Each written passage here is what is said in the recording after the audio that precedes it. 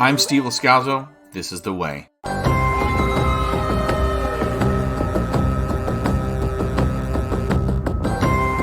Welcome to the recap and discussion podcast episode for Season 2, Episode 7 of Andor, A Star Wars Story, now streaming on Disney+.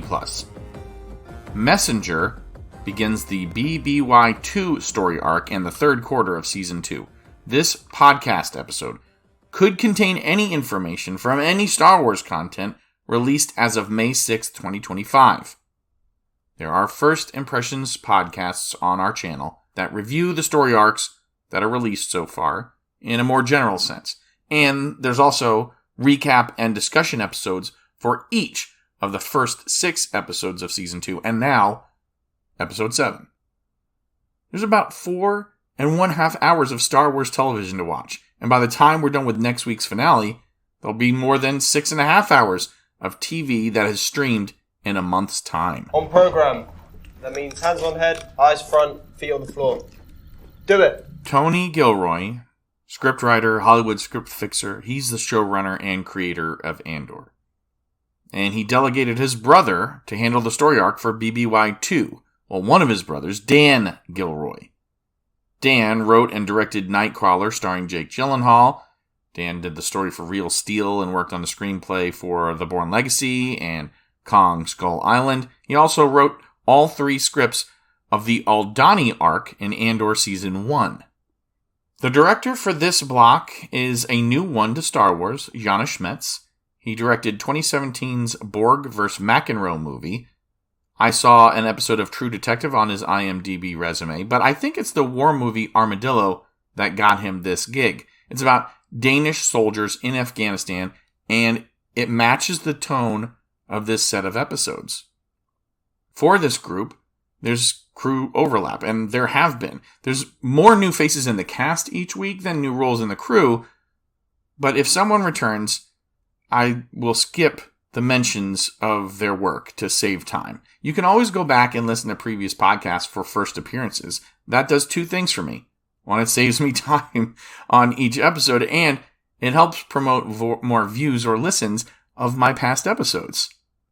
Returning from previous episodes in Season 2 are the crew for production design, casting directors, visual effects supervisor, costume design, hair and makeup, special creature effects, and the stunt coordinator. They're all the same for Episode 7 as they were for Episodes 1 through 6. So if you'd like to hear more about them, go back and listen to previous recap and discussion podcasts. I so appreciate the support. Director of photography is Mark Patton. 6 episodes of the first season of Apple TV Plus's series Silo on his resume, and he did the first 3 and then the last 3 on Season 1. For Episode 7, the editor is Jan Miles. He worked on Season 1 of Andor, editing Episodes 11 and 12, and edited all 3 episodes of this arc. On his resume are 6 episodes spanning 4 seasons on The Crown, Season 6, Episode 6, Blood of My Blood of Game of Thrones, and he's also got 3 episodes of the BBC TV version of Sherlock. That's the one with Benedict Cumberbatch and Martin Freeman, including the final 2 of that series. I'll add in visual effects producer to our credits since he's appeared every episode along with the supervisor in a full-screen credit. TJ Falls. He worked on Real Steel, just like Dan Gilroy, the writer and brother of the showrunner. And then let's start with non-Star Wars projects for TJ. Star Trek Into Darkness, Avengers Age of Ultron, and the Willow TV series are things that I noticed. He has been working on Star Wars, though, since The Force Awakens, with Rogue One, Solo, Rise of Skywalker, every episode of Andor, including Season 1, but also, unfortunately, The Acolyte. No one's perfect. The music in Season 1, Episode 7 is once again credited to Brandon Roberts, with Nicholas Bertel getting credited for original Andor themes. Disney Plus posts a runtime for the episodes in parentheses, but it's not correct. In order for it to be correct, you'd have to sit through everything from the Disney Plus snap to the last page of foreign language credits. I can't even do that if I leave it on, because Disney Plus cuts to the next episode if you don't choose to stay in the middle of the first credits. The runtime for Episode 5 is not actually 46 minutes. The original theme music starts, and then you watch 36 minutes and 15 seconds to the cut to black on Ghorman with Cassian surveying the square. And if you skip the original theme, you'd save yourself a little more than a half a minute. 35 minutes, 39 seconds total if you start at the Ferrex Anvil sound with the 1 year later and go to Cassian. Each episode has a description. You can see it on the thumbnail and then also on the show's episode page in Disney+. It's the same on both of those locations. It reads, Yavin is growing, Wilmon comes for help, Dedra's on Ghorman, Cassian heeds the call. You think anybody's listening?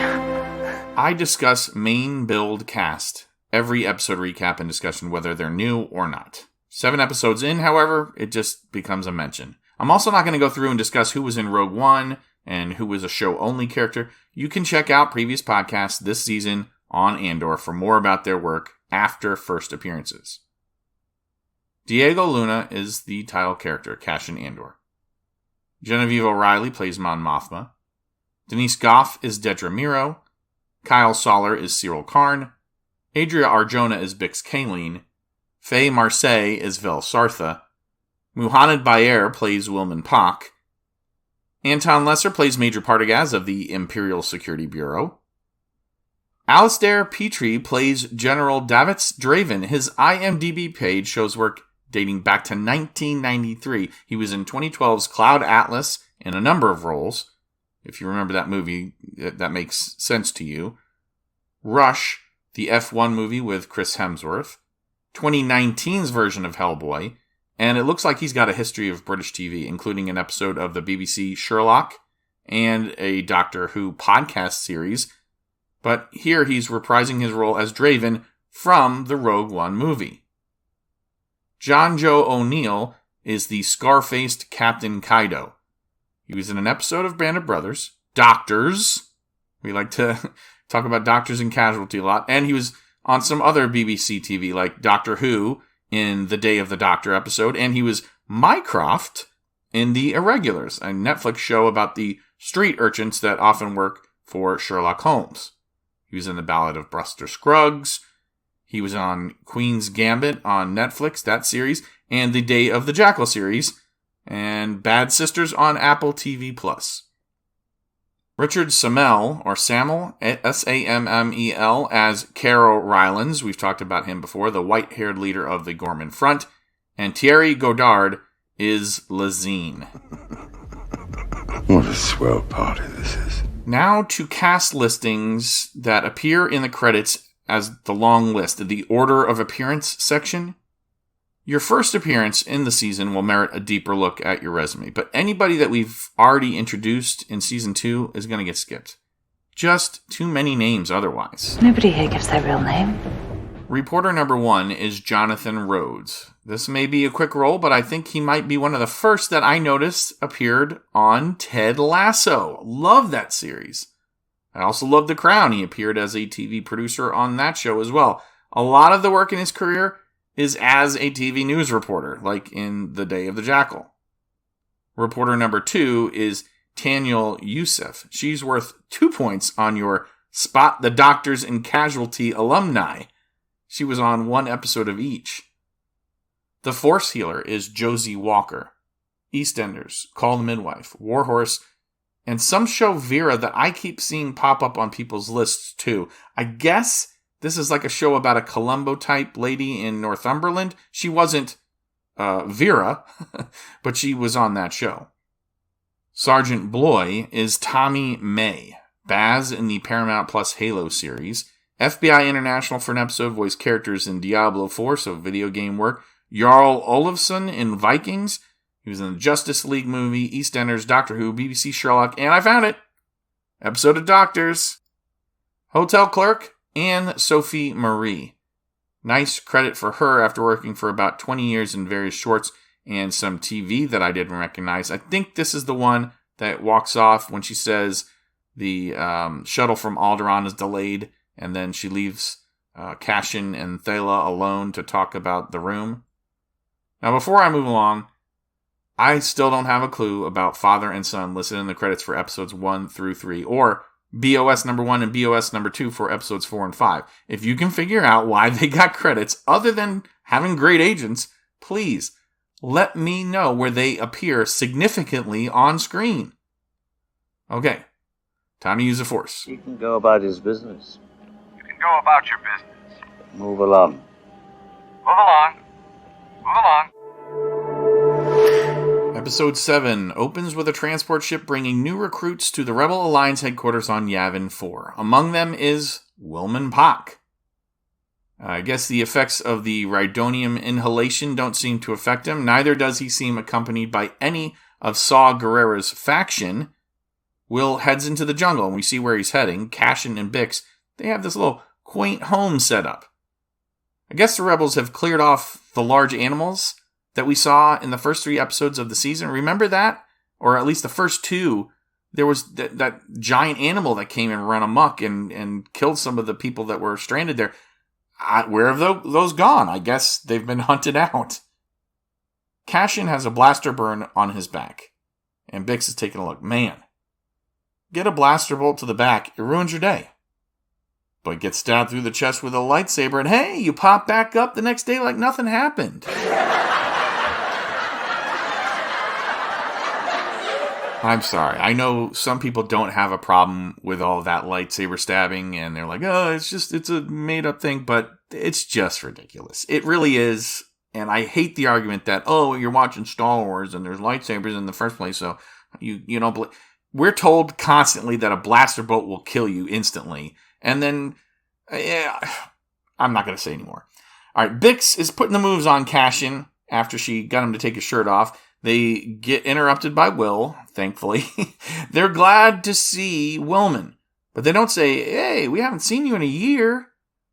There's no explanation, none really needed, but one quick mention of things not working out with Saw, or, hey, I was fulfilling this agreement that came to an end. That would have been nice. I was on a repair and it took a while to get back. That doesn't tell us enough, really. It could be coded language because they won't talk about jobs that they were on for safety, but I would have liked to hear more. And the dialogue in a moment makes it more likely that he's not just getting back from Saw. He's getting back from Ghorman. Back from where? You're in there. This is here. I'm asking you where you were. Just got in. She's been more worried about you than I have. Will has been working for Luthen and getting more indoctrination into the act first, prepare later method of rebellion from him. That's what Cassian kind of signed up for. But now, Cassian's making this life with Bix.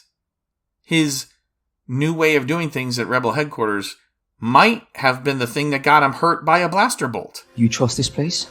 All these people? New faces every day? We need an army.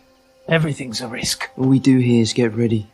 Luthen is making things happen. Is he? We see Ghorman, and Syril is heading through the town square with a much higher Imperial presence. There are one-man news crews doing live shots for whatever news networks the Empire has approved. All these side runs. That's what you've been doing. It's being destroyed. He must be thrilled. He's wanted it long enough. Dragging you out there. For what? Help him torch the place? It's not like that. It's the Empire with the torches. They've gone insane. Cassian seems either fed up with the dangerous work Luthen sends them on, or maybe he's just fed up that it's all a ploy. Syril doesn't know what the Empire is up to. Cassian, for better or worse, knows exactly what Luthen is doing. They had a conversation when Luthen picked him up from Steer Guard. He's using the Ghorman people to make a point to the galaxy. Luthen probably knows a little more to what extent through Lonnie at the ISB. I don't think Cassian is aware that the Empire is going to take what they want no matter what. I mean, that's what happens in practice, but I don't think he knows the plan here. In that sense, it would be less egregious what Luthen is doing. If it's going to go down, you might as well make it count. It sucks that it's happening, but there's no way to stop it. Innocent blood is going to be spilled no matter what. So the plan on both sides is to make that pay off. You need to calm down and check in. You act like Luthen's the enemy. That would be easier.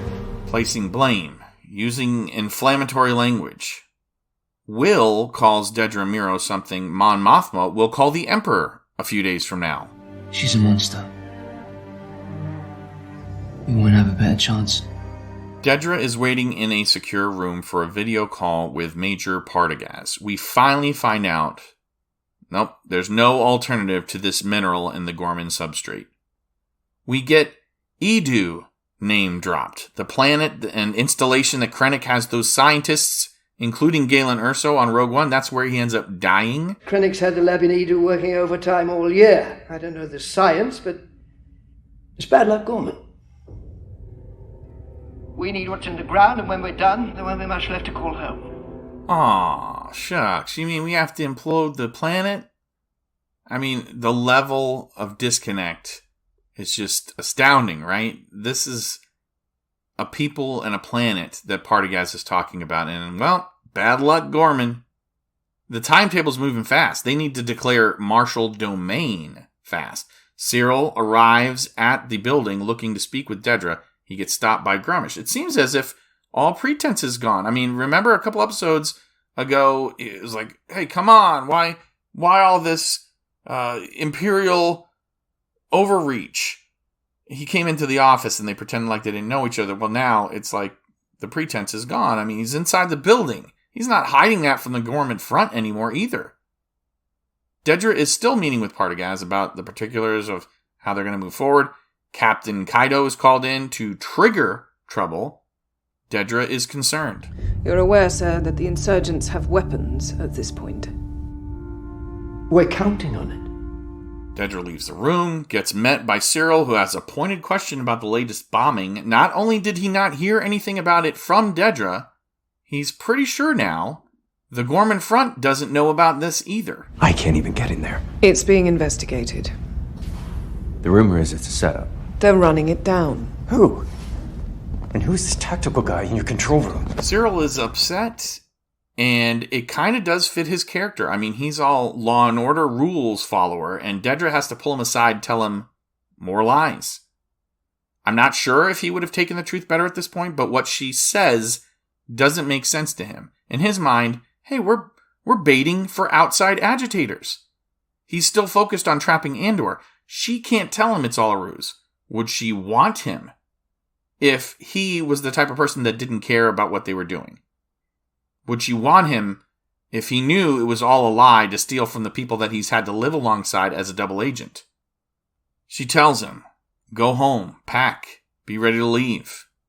He's not going to listen. We'll be out of here soon. We'll be back in Coruscant. We'll be together. We'll be rewarded. For what? What have we accomplished? Be careful. Me? Do what I told you. We head to Coruscant, where Mon Mothma and Erskine Samaj are arriving at the Senate building, and it's Cloris, the ISB agent assigned to drive and spy on the Chandrila senator. I love the exchange when Cloris asks her about her schedule. Who's asking? Senate security. Oh, ridiculous. I'll speak to them. Thank you. I'm requesting a new driver. Don't. They might send someone smart. As Mon Mothma walks into the Senate through security, we hear several news reports over her walking. It's all advancing this Imperial narrative. Then she comes across the Ghorman senator, Oren. They are more than sure than ever that they're being messed with, but they have no idea it's for this Calkite, even now, at this late hour. This bombing last night. They have no shame, do they? They don't even bother to lie badly anymore. I suppose that's the final humiliation. This is the senator who balked a year ago when Mothma was trying to get him to vote to appeal the public order resentencing directive. And back then he said, I don't want to risk making the Emperor angry. Well, now, finally, too late, he realizes rolling over didn't change things. Just like in our world, appeasement does not work. I came here to thank you, Mon. Your constant courage. The brave face you put to the world. I've done a poor job letting you know how much I admire your grace and energy. Protect yourself. Back to Ghorman. Dedra looks out on the town square from her office. It's empty, except for patrolling Imperial security. At the Ghorman front headquarters, they're arguing among themselves. Joining them now is that hotel bellhop that talked to Cassian last week. Thela, I think his name is. The group has grown. Lazine, remember the guy who walked up on that heist in last week's arc? It was a year ago in time, but he's there, and he's now appealing to their nationality. We are Ghor, he says. If they take that from them, then what's worth saving? Now, I don't speak Ghor. I don't understand it, but there's subtitles on the screen. And I noticed on second watch, it's not really the words as much as the score by Roberts.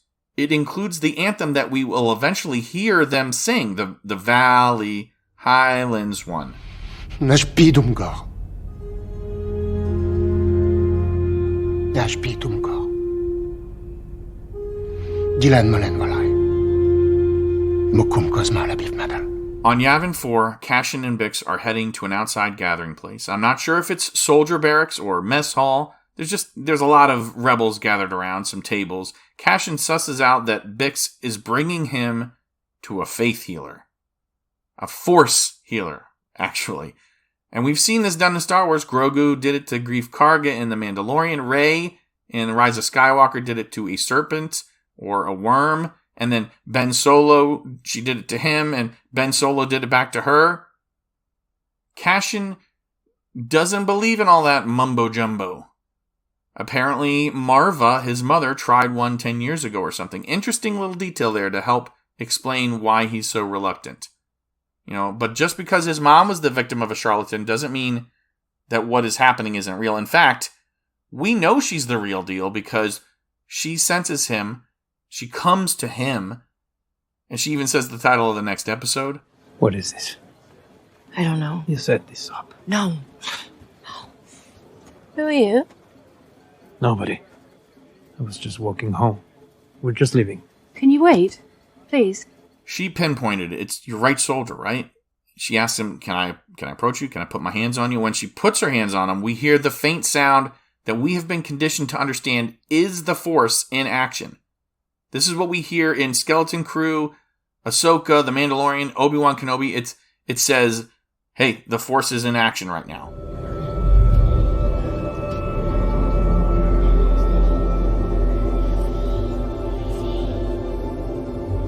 She says, thank you to Cassian.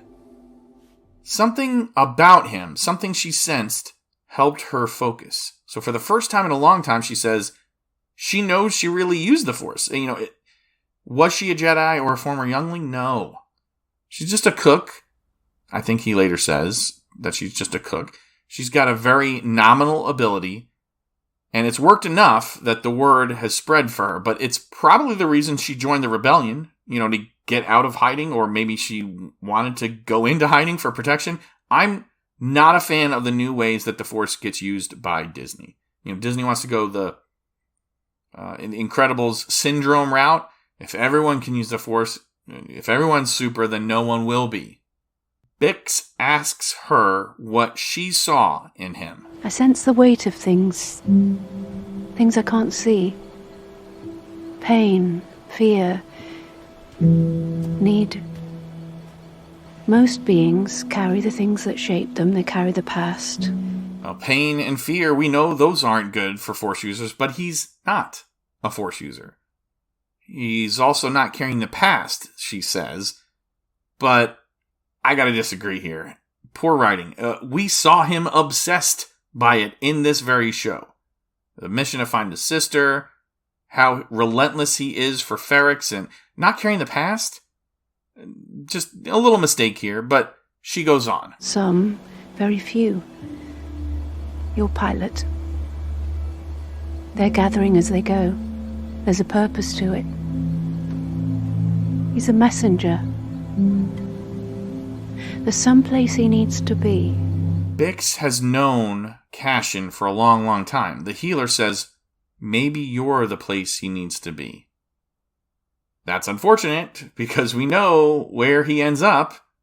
We hear something like that, we know, he's not going to end up with her. On Ghorman, Syril approaches Enza with an idea. He's still operating on Dedra's lies. He suggests, hey, why don't you just give up these outside agitators as a token of good faith? Then he gets slapped for it. The outside agitators are the Empire. On Yavin 4, back at the Ferrex campsite, Cassian works his arm, and he realizes, holy cow, it's better. It worked. Well, it worked because it's real, but he still doesn't believe. What happened when she touched you? She's a cook in the mess hall. And you're more than a pilot. It's ridiculous. She knew you were there. She felt it from across the yard. She wasn't making that up. That wasn't a scam. What was it then? I don't know. I don't even think she knows. We don't hear it called the Force here. It's the Force. It's just the Force. It's not the will of the Force, like he'll hear later in Rogue One. It's just the Force, man. Bix says even she felt something. She's not afraid to say it. She's confident that Cassian felt it too. I mean, it's the Force. It's not Jedi. It's not Sith. It's just the Force. Like the Rito with Saw, though, Bix tells Cassian, take a deep breath. Let it in. Let it in? It could only be good. There's no other reason. I'm not so sure that I love this scene. There's parts of it that are really good. Then there's these parts where they seem like unforced errors to me. Like just a little bit of research or a little bit of understanding about not how Disney wants the Force to work, but the history of how it has worked really doesn't seem to be there. So the next day, General Davitz Draven goes to see Will and Cassian because they're leaving. I spotted an orange and blue R2 unit on his walk. Think I gotta add that to my collection if I can. Draven wants to know, hey, where are you going? Clear! Those who enjoy the security of Yavin must proclaim their loyalties. Don't push too hard. You know where I stand. The day I need permission to come and go, I'm gone. That day is near. On Ghorman, Captain Kaido observes the green troops that he's been given, and we know this is on purpose. In fact, he may have even asked for these inexperienced troops. Dedra remarks to Grimish that they look like children, but that's the point. Get these men shaped up and ready for presentation. There's not a man amongst them, sir, but I'll do what I can. Am I going to have a problem with you? Duly noted, sir. Problem-free.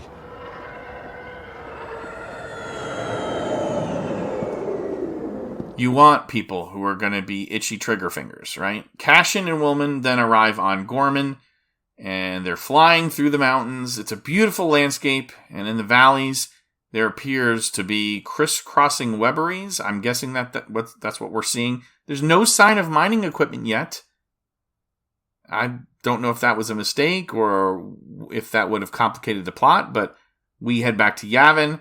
Vel has come to see Bix at their little campsite. Vel's adjusted after losing Cinta. There was some awkward adjustment, and she had a moment where she acted out and went on smuggling. Who knows if she worked for the Hutts or what, but the conversation she wants to have isn't about her. You're looking for Cassian, aren't you? No. They sent me to talk to you. Draven. Dodonna. Couple of names there, Draven and Dodonna. We see Dodonna in A New Hope and Rogue One, and I guess it's possible we see him in the next Andor story arc, though. We've seen Draven already in this episode, and we saw him in Rogue One as well. But Vel has been asked to talk to Bix in order for the rebellion to get what it wants from Cassian. They know who's wearing the pants in that relationship. Vel doesn't ask for Bix to leave him. She just wants to know, can we count on him? They need him, Bix. They're on the verge of promoting him, and then he goes and does something like this morning. I know you. I know how deeply you believe in what we're doing. We're not Luthen's puppets anymore. Cassian is a leader now. We've all given so much. A little discipline doesn't seem too much to ask. He'll be there when you need him. On Ghorman, Will for some reason chooses now in the plaza at night to give mission details to Cassian. I mean, I get it. We kind of have to see them go over it. Or all we need really, though, was pointing out the window that Dedra goes to now that they're here. You know, that window there? Yeah, the third one from the left. That one? No. That's not a window. You see the columns. 1, 2, after the third column right there. That's all we needed. Interestingly, when asked about the glass, because Cassian says it might take 2 shots, Will says, it's old, I'll have to ask. This building wasn't even finished a year ago. How's it old? I don't know if that's a mistake or what they're talking about there. But Cassian heads on into the hotel lobby, checks in as Ronnie Guja of the Mid-Rim News Network. Never heard of it. We're trying to change that. I don't see an interest in. Journalists require imperial approval. I know, yeah. I just got in. I didn't want to risk the curfew. I wonder if he recognizes the bellhop turned desk clerk right away or plays along for a little bit. I wonder why wouldn't the bellhop guy help Cassian out? I mean, I think his hands are tied because Cassian comes up when his colleague was there and he knows she's an Imperial sympathizer. But how that's possible is strange to me. I mean, not that he can't do something about it, but I mean, he probably could if he just said less to Cassian and didn't say, hey, where's your stamp or whatever. But how is this lady a friend of the Empire if she's from Ghorman? Thala, the former bellhop, helps Cassian. He gives him the same room that he had before, a year ago, one with a perfect view of the newer Imperial building. Perhaps now that he's part of that group, it's all a setup. He also explains, hey, my desk mate is going to report you. I have a room at the front facing the plaza. Perfect. She will report it. We turn over our guest list each afternoon. Good to know. You'll have to carry your own bag this time. You know the way. What's that? He knows the way? I know. We see Cassian getting settled. Wilmon, too. They connect over radio with a weather report, just like with Clea. Cassian's probably learned more from her than even Luthen. Everything's getting set. Cassian surveys his target location and overhears stormtroopers on the roof of the hotel. Now, I tried, but I could not isolate their speech with all the background noise and score. I tried. I wanted to play the conversation. It sounded like they were discussing a story about someone walking into a poker game, but I don't know. I couldn't get it to work. But that's not the important part. Cassian was hoping to end this tonight, but now he's going to have to wait. There's too much security, not enough opportunity, and no one is aware of the chaos that's coming tomorrow.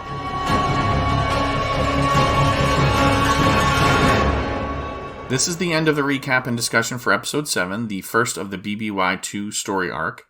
Next up will be Who Are You?, which is the question Cassian asks Syril after meeting for the first time face-to-face in Ghorman. The description reads, Imperial manipulation, Ghorman frustration, Cassian and Syril center stage as Palmo erupts. Who are you?